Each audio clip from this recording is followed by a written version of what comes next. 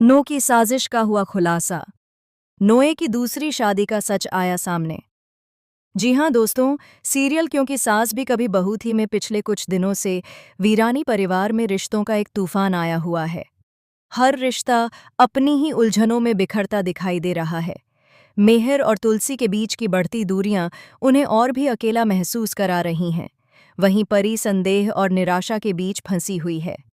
इन सब के बीच नो की रमन से शादी की खबर ने तो मानो वीरानी परिवार की नींव ही हिला दी।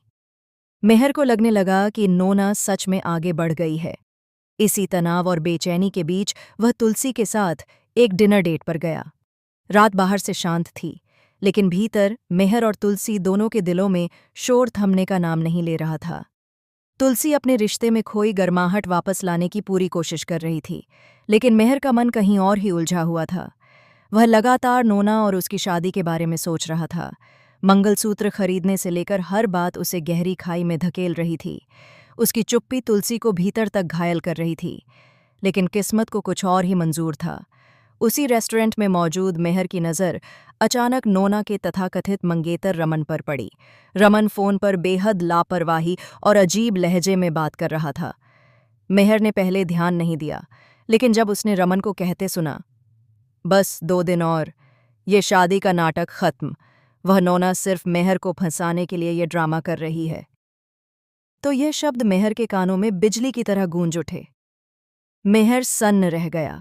उसके हाथ में पकड़ा ग्लास तक कांपने लगा। उसने तुलसी की ओर देखा, जो अब भी उसके चेहरे की उदासी मिटाने की कोशिश कर रही थी। उस पल मेहर को एहसास हुआ कि वह एक बड़े और घिनौने षड्यंत्र का शिकार होने जा रहा था। नो का अमेरिका जाना, रमन जैसे आदमी से अचानक शादी, मंगलसूत्र खरीदना, ये सब एक सोची समझी साजिश थी। नो शादी नहीं कर रही थी। वह तो मेहर को जलाकर, उसकी भावनाएं परखकर, उसे भावनात्मक रूप से कमज़ोर करके वापस अपने पास खींचने का खेल खेल रही थी। उसकी असली सच्चाई सामने आ चुकी थी।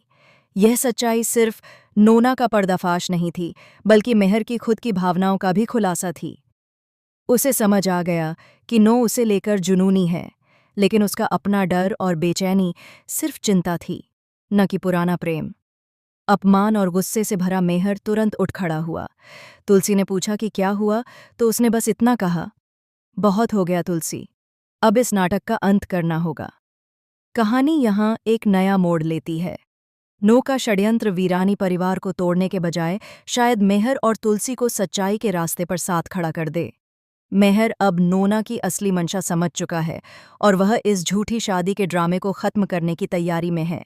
आगे देखना यह होगा कि वह नो का सामना कैसे करता है, और क्या इस दौरान तुलसी का भरोसा टूटेगा या और मजबूत होगा। लेकिन तूफान अभी थमा नहीं है। अगले दिन शांति निकेतन में सुबह माहौल वल्लभ भाई के आने से शुरू हुआ। उन्होंने मेहर से ऑफिस के काम को लेकर जरूरी बातें की। इसी दौरान उन्होंने तुलसी को बताया कि नोना और मेहर ने अब साथ काम न करने का फैसला कर लिया है और नो जल्द ही अमेरिका लौटने वाली है। यह सुनकर तुलसी उदास हो गई। इसी बीच नो की बहन सुची ने मेहर को फ़ोन किया।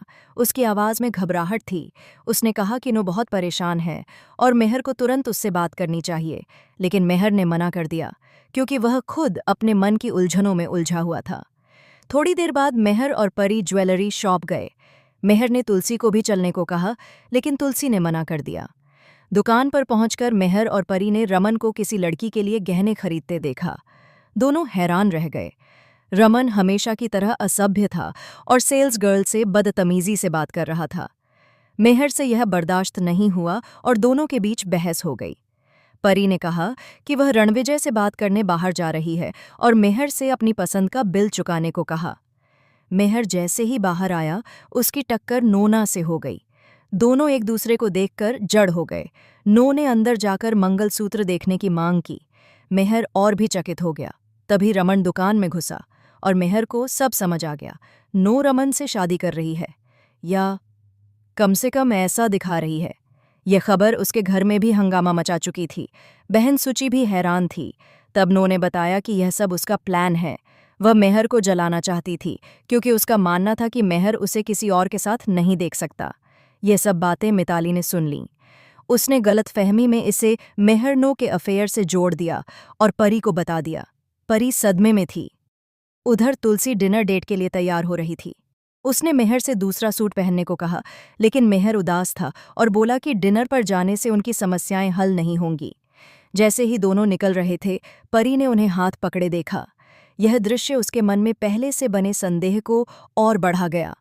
रेस्टोरेंट में तुलसी ने माहौल हल्का करने की बहुत कोशिश की, मसालेदार खाना भी ऑर्डर किया, लेकिन मेहर की चुप्पी सब पर भारी पड़ रही थी।